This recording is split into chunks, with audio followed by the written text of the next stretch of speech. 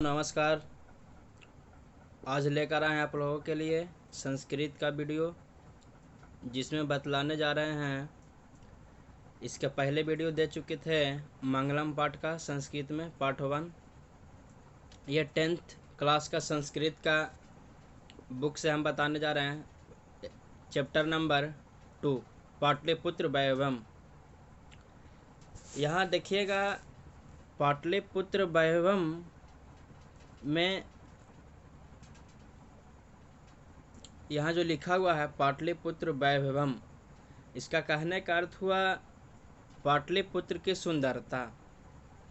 अब यहाँ यह देखना है कि इस चैप्टर से ऑब्जेक्टिव कैसे कैसे निकल सकता है, उसी के बारे में और उसी का डिस्कस करेंगे इस वीडियो में।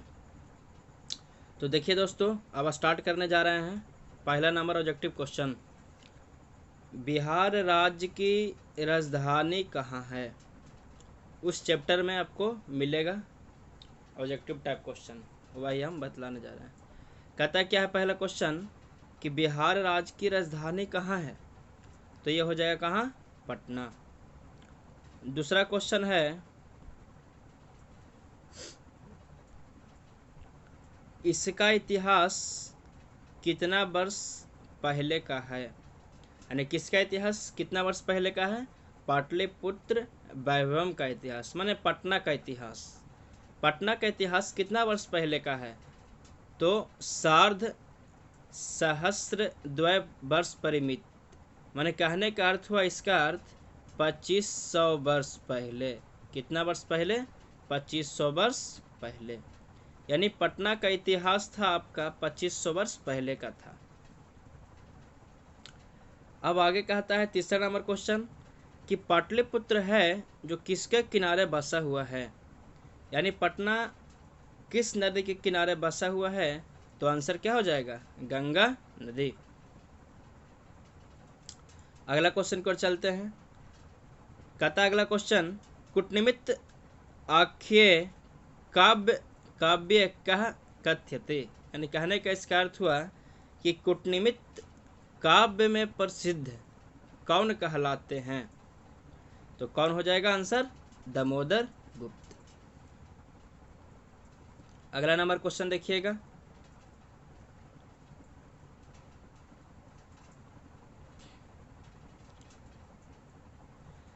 अगला नंबर क्वेश्चन कह रहा है कि बुद्ध काले पाटलिपुत्रस्य नगरस्य किम नामना। यानी बुद्ध के समय में पाटलिपुत्र नगर की क्या नाम है?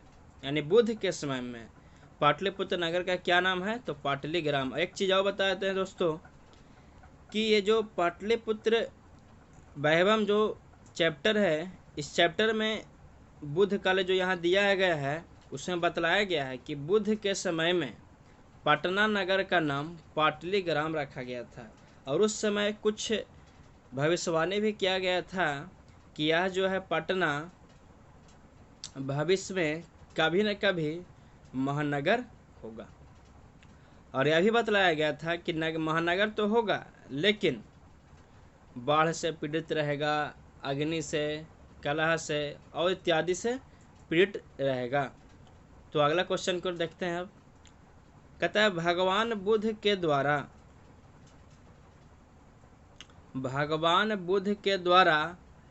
क्या कहा गया था? जो अभी हम बतलाएं कि वही भगवान बुद्ध ने भविष्यवाणी किए थे। क्या कहे थे? कि यह गांव क्या होगा? महानगर होगा। अगला क्वेश्चन,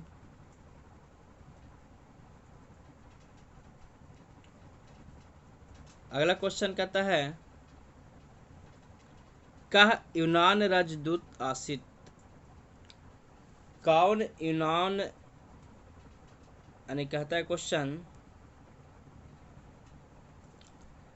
कह यूनान राजदूत आसित। कौन यूनान राजदूत थे? तो कौन थे? मेगास्थनीज। अगला क्वेश्चन,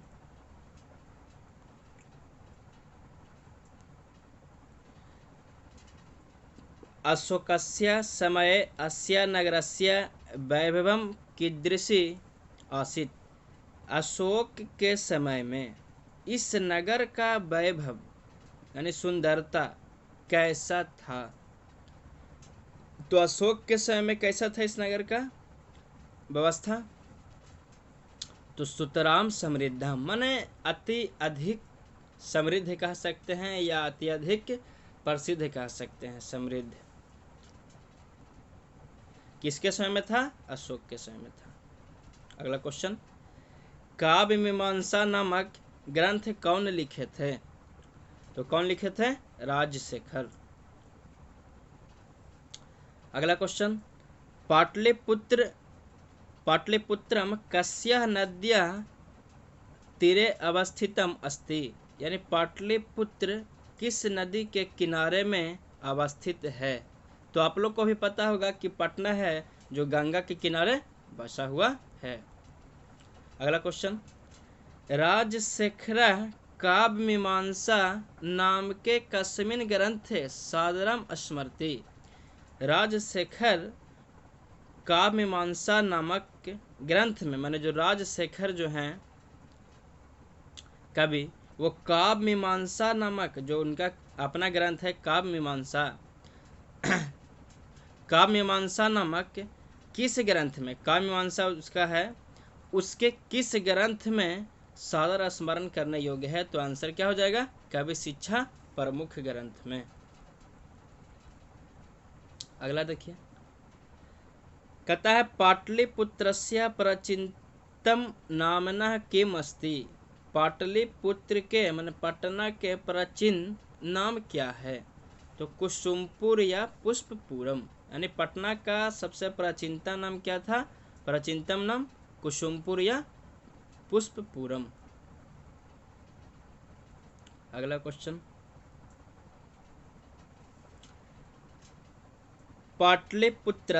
पाटलिपुत्रम नगरस्य समीपे कासाम उत्पादनम भवति यस्म। कहता है कि पाटलिपुत्र नगर के समीप में किनके यानी किन लोगों के उत्पादन होती थी। यानी किसकी उत्पादन होती थी, तो फूलों का उत्पादन होती थी। एक चीज यहाँ गौर कीजिएगा, आपका एग्जाम में क्वेश्चन देता है इस तरह से, जैसे क्वेश्चन आपको यहाँ है कि पाटलिपुत्रम नगरस्य समीपे कसाम उत्पादनम भवति यस्म। तो आप गौर कीजिएगा कि जब गद्यांश, संस्कृत में गद्यांश आपको बताए होंगे पिछला सिलेबस का वीडियो में, कि गद्यांश में टोटल आपका एग्जाम बोर्ड एग्जाम में 13 नंबर का क्वेश्चन पूछता है। 13 नंबर का क्वेश्चन पूछता है जिसमें उसका टाइप होता है कि कैसे कैसे वहाँ पूछता है 13 नंबर। तो यहाँ देखते हैं, वही बता रहे हैं कि वहाँ एक पूछता है एक वाक्य में उत्तर, एक वाक्य में, माने आपका आंसर देना है एक वाक्य में आंसर देना है। जैसे आपका पूछेगा आपका नाम क्या है, तो नाम बताना है सोहन कुमार, तो सिर्फ आंसर बताना है सोहन कुमार, वही हो गया एक वाक्य में। दूसरा टाइप क्वेश्चन है कि वही क्वेश्चन रहेगा, जैसे तुम्हारा नाम क्या है, तो बताना है पूर्ण वाक्य में क्वेश्चन पूछेगा, लेकिन तो बताना है कि मेरा नाम सोहन कुमार है, मेरा नाम सोहन कुमार है। तो ये हो जाएगा पूर्ण वाक्य में। अब हम बताना यहाँ चाह रहे हैं उस क्वेश्चन से कि जैसे वहाँ पूछा तो वो तो हिंदी में क्वेश्चन था तब बता दिए, लेकिन यहाँ देखिएगा क्वेश्चन जब भी गद्यांश का पूछता है तो कुछ लॉजिक लगाता है उसमें। जैसे यहाँ देखिएगा, यहाँ पे प्रश्न उठ रहा है कहाँ से, तो कासाम से प्रश्न उठ रहा है, क्योंकि यहीं से आप प्रश्न उठा रहे हैं और इसी से आंसर हम दे रहे हैं। यहाँ पे देखिए, यहाँ किम से प्रश्न उठ रहा था, आंसर दिए। तो ये गौर करना यहाँ पे कि एक कासाम है जो कौन विभक्ति का है।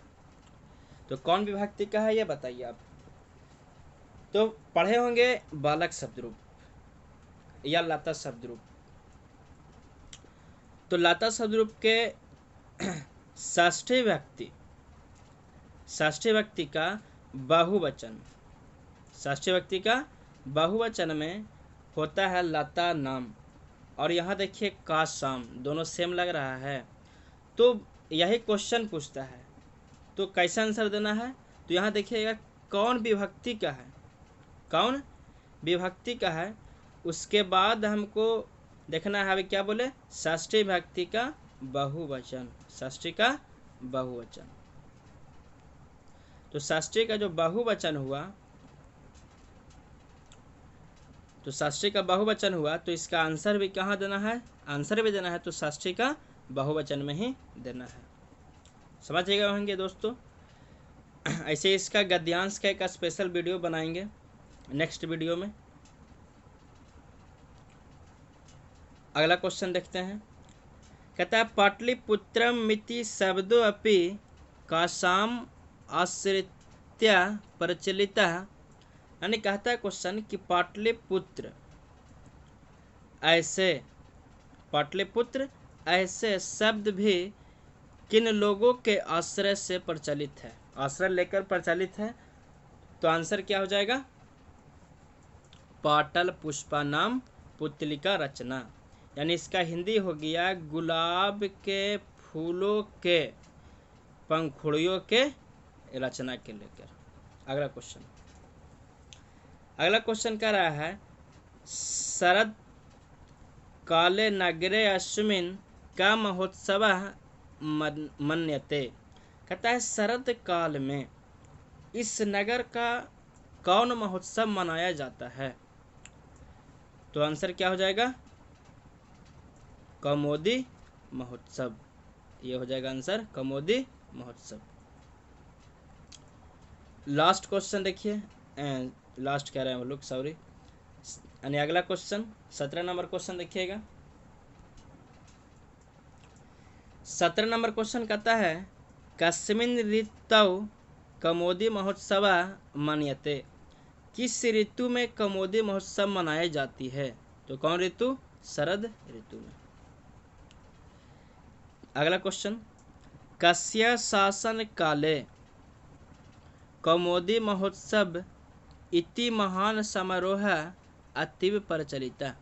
कहता है किसके शासन काल में कौमुदी महोत्सव ऐसे महान समारोह बहुत प्रचलित था।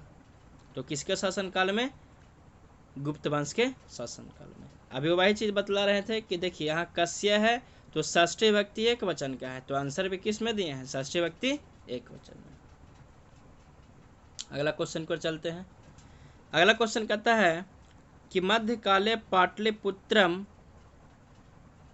कितने वर्षों तक खराब स्थिति में रहा। मैंने कहने का इसका अर्थ हुआ कि मध्यकाल में पटना कितने वर्षों तक खराब स्थिति में रहा था।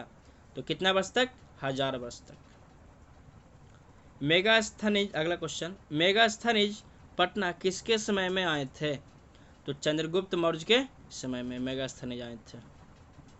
अगला क्वेश्चन, पाटल पुष्पों की पुतलिका रचना के आधार पर पटना का कौन सा नाम है। तो पाटलिपुत्र। अगला क्वेश्चन, पटना के कौमुदी महोत्सव कब मनाया जाता है। तो पटना के कौमुदी महोत्सव कब मनाया जाता है, शरद ऋतु में ही मनाया जाता है, यानी जब शरद ऋतु आता है तब हम कौमुदी महोत्सव मनाते हैं। अगला क्वेश्चन देखते हैं, पाटलिपुत्र पटना के नाम से कब प्रसिद्ध हुआ। यानी पाटलिपुत्र है जो पटना के नाम से कब प्रसिद्ध हुआ, तो मध्यकाल में प्रसिद्ध हुआ। अगला क्वेश्चन, राजशेखर की रचना कौन सी है, काव्य मीमांसा। राजशेखर की रचना कौन सी है, काव्य मीमांसा। इसके पहले क्वेश्चन ऐसा ही था, क्या था कि राजशेखर का रचना था काव्य मीमांसा, और ये जो काव्य मीमांसा है किस ग्रंथ में लिखा गया है, तो कवि शिक्षा प्रमुख ग्रंथ में, याद रखिएगा। अगला क्वेश्चन, पटना नगर की पालिका देवी कौन है, तो पटन देवी।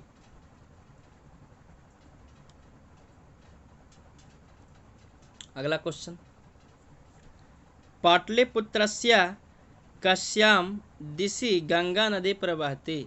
कहता है पाटलिपुत्र किस दिशा में गंगा नदी बहती है, यानी पाटलिपुत्र के किस दिशा में। यहाँ देखिए पाटलिपुत्रस्य माने पाटलिपुत्र के कश्याम दिशि, किस दिशा में गंगा नदी बहती है, तो आंसर क्या हो जाएगा, उत्तर दिशा में। अगला क्वेश्चन, पटना शब्द की उत्पत्ति किस शब्द से हुई है, तो आंसर क्या हो जाएगा, पतनम।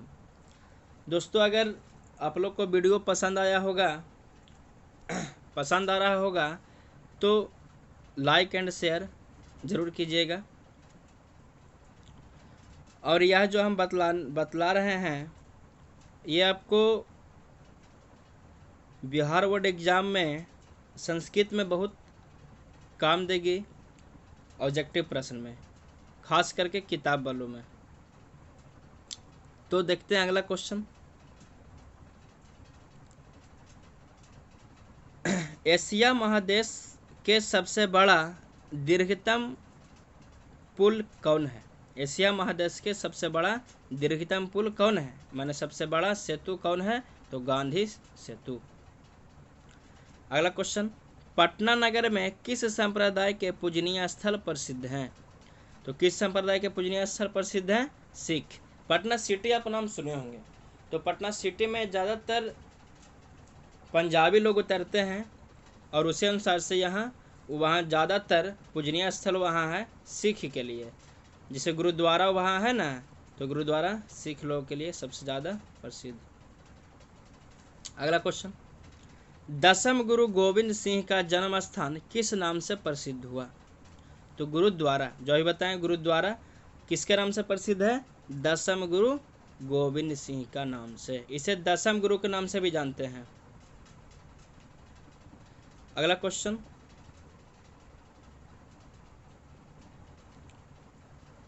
अगला क्वेश्चन है नगरेश्यान्यतमम, नगरेशव अन्यतमम, इसका संधि विच्छेद करना है, तो संधि विच्छेद हो जाएगा नगरेशु जोड़ अन्यतमम। यहाँ देखिएगा उ और आ मिल करके यहाँ बा बना है, तो वही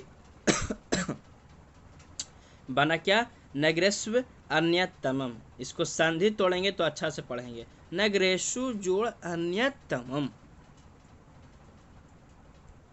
आगे देखते हैं। अगला क्वेश्चन है अनुगंगम कौन समास का उदाहरण है, तो कौन समास, अव्ययी भाव समास। अव्ययी भाव समास का पहचान है कि अगर प्रथम पद अव्यय हो तो अव्ययी भाव समास कहलाता है। और बाकी इसका डिटेल अगर देखना है तो समास का वीडियो में चले जाइए, प्लेलिस्ट में होगा समास का वीडियो, उसमें आपको मिल जाएगा अव्ययी भाव समास का पहचान क्या है। अगला क्वेश्चन, प्राचीन संस्कृत ग्रंथों में पाटलिपुत्र का नाम क्या है, तो कुसुमपुर या पुष्पपुरम, पहले बताए थे। अगला क्वेश्चन, 10वें गुरु गोविंद सिंह का जन्म स्थान कहाँ है, तो कहाँ, पटना। लास्ट क्वेश्चन, दामोदर गुप्त ने पटना के बारे में क्या बताएं, जो दामोदर गुप्त थे पटना के बारे में बतलाएं कि यह है जो सरस्वती के क्या है, वंशज है, यानी यहाँ सरस्वती के वंशज यहाँ रहते हैं। कहाँ रहते हैं, पटना में। यहाँ विद्वान लोग रहते हैं, सरस्वती यहाँ विद्वान क्यों कहा गया है, सरस्वती आप भी जानते होंगे, विद्वान, हम लोग को विद्या देने वाली है सरस्वती।